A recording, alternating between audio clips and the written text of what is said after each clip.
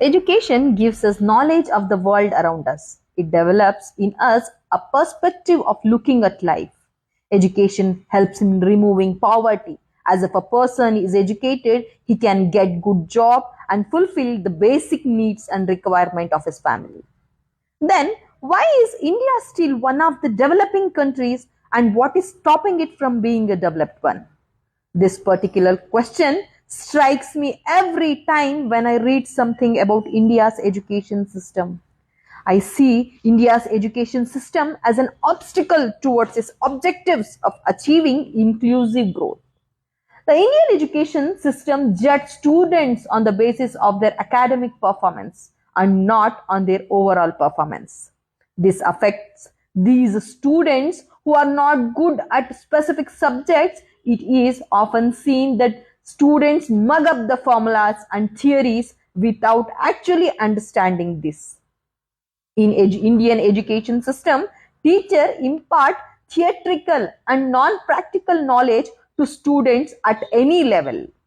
Even a 7-year-old student can be seen carrying a bag full of books and notebooks all the way to school and back home like a coolie. Students end up as jack of all trades and master of none.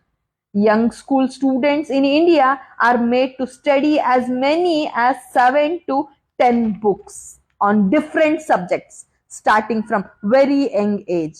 They learn something about everything. India is a country of billions and it only has a handful of quality institutions with limited seats for millions of students. But admissions to those institutions are not always based on merit. The merit is sidelined as a major chunk of the limited seats is reserved for the students who are born in certain communities. The government chose to blindly implement the politically influenced reservation system. India over the next decade will have the highest population in the world with more than 50% of the population below the age of 35 aspiring for high quality education. The demographic dividend has to be taken advantage of. To do so, it calls for a need, them to learn how to learn. How can we improve the Indian education system? Improving the grading system should be the primary importance. Rote learning should be avoided. At the same time, students should be given practical knowledge. The curriculum should be framed according to the present needs of the world. Instead of focusing the evolution on a 3-hour exam, the focus should be classroom participation by students, projects, communication, leadership skills, and extracurricular activities.